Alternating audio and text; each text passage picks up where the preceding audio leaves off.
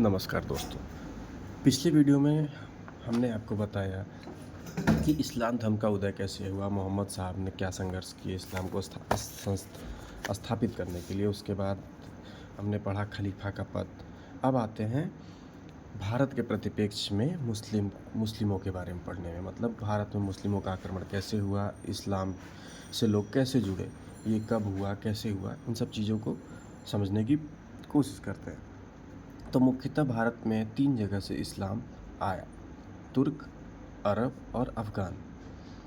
अब सबसे पहला आक्रमण जो हुआ वो अरबों का हुआ भारत पे। अरब में जो थे वहाँ के खलीफा वालिद थे, उनके सूबेदार हज्जाज। मुख्यतः माना जाता है कि भारत के नीचे जो श्रीलंका राज्य, सब लोग श्रीलंका देश है, सब लोग आप जानते होंगे, इसके ऊपर अरब की अधीनता थी। तो यहाँ से इस रास्ते से अरब में श्रीलंका गिफ्ट्स भेज रहे थे, धन भेज रहे थे। तो बीच में समुद्री मार्ग में क्या इस जहाज़ को लूट लिया गया। तो अरब के खलीफा जो थे वालिद और हज्जाज, तो यहाँ के राजा दाहिर को चिट्ठी भेजते हैं कि भाई ये कब्जा हो गया है, इसको हमारे तक पहुँचा दो। तो दाहिर क्या कहते हैं कि समुद्री लुटेरे हमारे अधीन नहीं हैं, तो हम नहीं कर पाएंगे। तो इन्होंने क्या कहा कि हम तुम नहीं कर पाएंगे तो हम आक्रमण करेंगे। तब आक्रमण करने के लिए तो इस समय दौर चल रहा था 712 ईस्वी। तो आक्रमण करने के लिए मुख्यतः 3 लोग आए: अब्दुल्ला आए, बुंदेल आए और मोहम्मद बिन कासिम आए। इसके नाम से तो आप लोग बहुत अच्छे से परिचित होंगे। तो अब्दुल्ला आए तो ये फेल हो गए, बुंदेल आए तो ये फेल हो गए, मोहम्मद बिन कासिम आया तो ये पास हो गया। मोहम्मद बिन कासिम को कहा जाता है कि ये हज्जाज का भतीजा था और बहुत कम उम्र में ये आक्रमण करने आया था। तो ये क्या हुआ कि ये जब आक्रमण करने आया तो इस युद्ध को कहा गया रावर का युद्ध। रावर का युद्ध में दाहिर को मोहम्मद बिन कासिम, जो हज्जाज का भतीजा था, हज्जाज सूबेदार था अरब का, उसने क्या किया, दाहिर के युद्ध में रावर के युद्ध में दाहिर को हरा दिया और सिंध पर अपना अधिकार कर लिया। और मोहम्मद बिन कासिम ही वो पहला राजा था जिसने भारत में जजिया कर लगाया था। ये चीज़ आप याद कर लेंगे।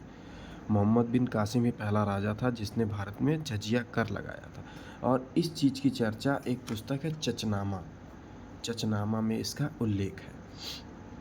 अब आते हैं तुर्क। अब तुर्क कैसे आक्रमण किए? जैसे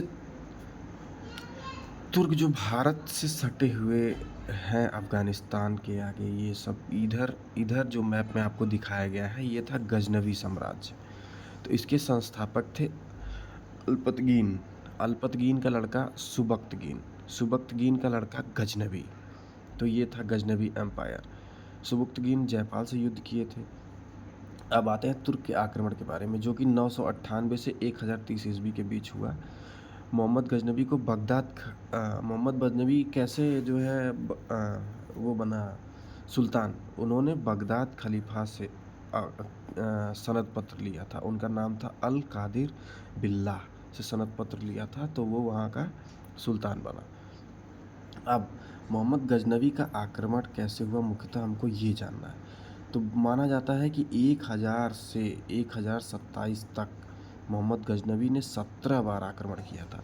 और गजनवी जो कि था वो ये भारत पर राज करने के लिए नहीं आक्रमण कर रहा था, वो अपनी सेना बना रहा था। तो इसमें लिखा भी है, रुकिए मैं आपको दिखाता हूँ गजनवी के बारे में, कि गजनवी वो सिर्फ धन लूटने के लिए आता था। देखिए, मोहम्मद गजनवी अफ़गानिस्तान के एक छोटे से राज्य का स्वामी था। यह राजा पैगंबर साहब के उत्तराधिकारियों या खलीफों के साम्राज्य से स्वतंत्र हो गए थे। ये खलीफा के साम्राज्य से स्वतंत्र हो गए थे। तो मोहम्मद गजनवी जो था वही उसने एक 1025 में सोमनाथ मंदिर पर आक्रमण किया था, जिसमें से 16वां आक्रमण था। तो ये सिर्फ अपने साम्राज्य को बढ़ाना चाहता था, जो कि अफ़गानिस्तान की तरफ था। तो ये भारत आता था, आक्रमण करता था, धन लूटता था, लेके चला जाता था। उसकी नज़र में ईरान, अफ़गानिस्तान और खुरासना का क्षेत्र दूसरे तुर्क राजाओं को हराकर अपना राज गजनी को बढ़ाने में लगी थी। चलिए, तो हम समझते हैं गजनवी 1000 से 1027 में 17 बार आक्रमण किया। 16वां आक्रमण उसका 1025 में गुजरात के सोमनाथ मंदिर पर हुआ और इसका अंतिम आक्रमण था 17वां आक्रमण, जो कि 1027 ईस्वी में हुआ था। ये मुल्तान के जाट के खिलाफ था। अब शुरू करते हैं सल्तनत काल। सल्तनत काल अगली वीडियो में शुरू करेंगे।